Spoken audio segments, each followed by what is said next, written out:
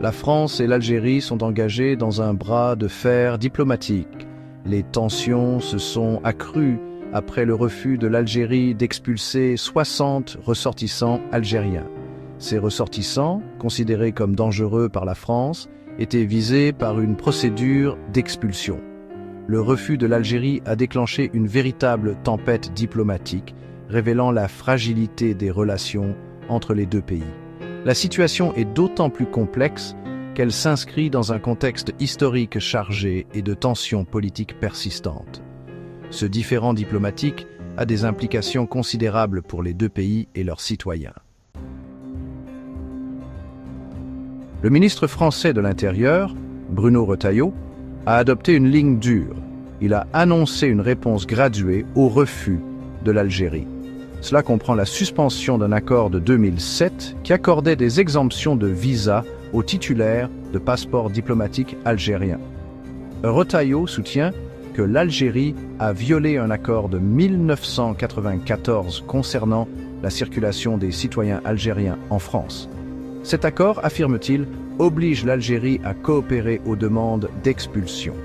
La suspension des visas constitue une escalade significative. Elle impacte directement les relations diplomatiques et témoigne d'un durcissement de la position de Paris. Les actions de Retailleau ont suscité des interrogations. Certains critiques considèrent sa position ferme comme une manœuvre calculée pour servir ses ambitions politiques.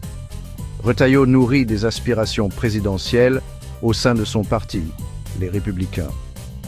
Sa position intransigeante sur l'immigration trouve un écho auprès d'une partie de l'électorat français. En adoptant une ligne dure avec l'Algérie, Retailleau cherche peut-être à séduire cette base et à renforcer sa stature de leader. Cependant, cette approche comporte des risques, notamment celui d'exacerber la crise diplomatique. Ce bras de fer diplomatique a des conséquences bien réelles. Le cas de Boualem Sansal, un écrivain français, l'illustre parfaitement. Sansal est emprisonné en Algérie depuis 4 mois sans accès à un avocat. Son défenseur fait appel à l'ONU, soulignant le coût humain de ce différend diplomatique. Le sort de Sansal met en lumière la nécessité d'une résolution rapide. La persistance des tensions pourrait compromettre davantage les droits et les libertés des individus pris entre deux feux. Cette situation exige une diplomatie prudente et un engagement en faveur de la protection des droits de l'homme. Merci de bien vouloir activer la cloche et de cliquer sur j'aime.